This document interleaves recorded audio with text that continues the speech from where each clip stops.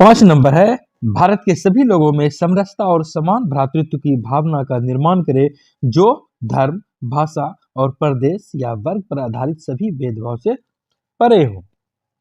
ऐसी प्रथाओं का त्याग करे जो स्त्रियों के सम्मान के विरुद्ध है। To promote harmony and the spirit of common brotherhood amongst all the people of India, transcending religions, linguistic, and regional or sectional diversities. To renews practice derogatory to the dignity of women.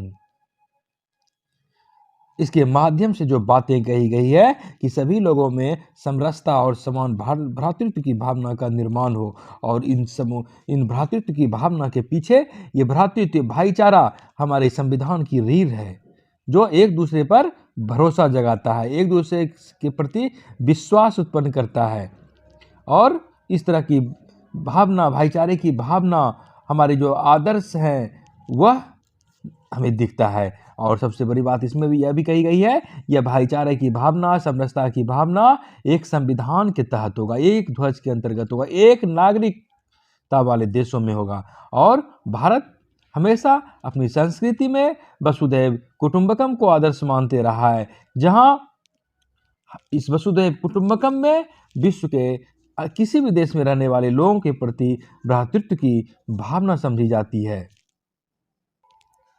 साथ साथ यह बातें भी कही गई है कि ऐसी प्रथाओं का त्याग करें जो स्त्रियों के सम्मान के विरुद्ध है।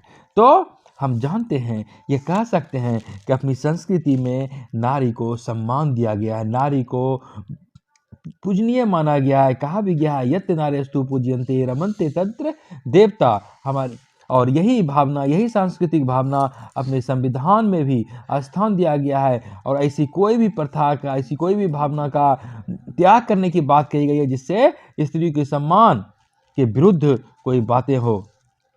और इस तरह हम देखते हैं कि कहीं न कहीं हमारे समाज में लिंग के आधार पर भेदभाव को इसके माध्यम से अपने अधिकार, मौलिक अधिकार में तो भेदभाव के प्रति निषिद्ध ठहरा ही गया है, कर्तव्य में भी इस तरह की भावना को जगाने का प्रयास किया गया है कि स्त्रियों के प्रति सम्मान का भाव रहे, हमारी सामाजिक समरसता बनी रहे, हमारी सांस्कृतिक समृद्धि कायम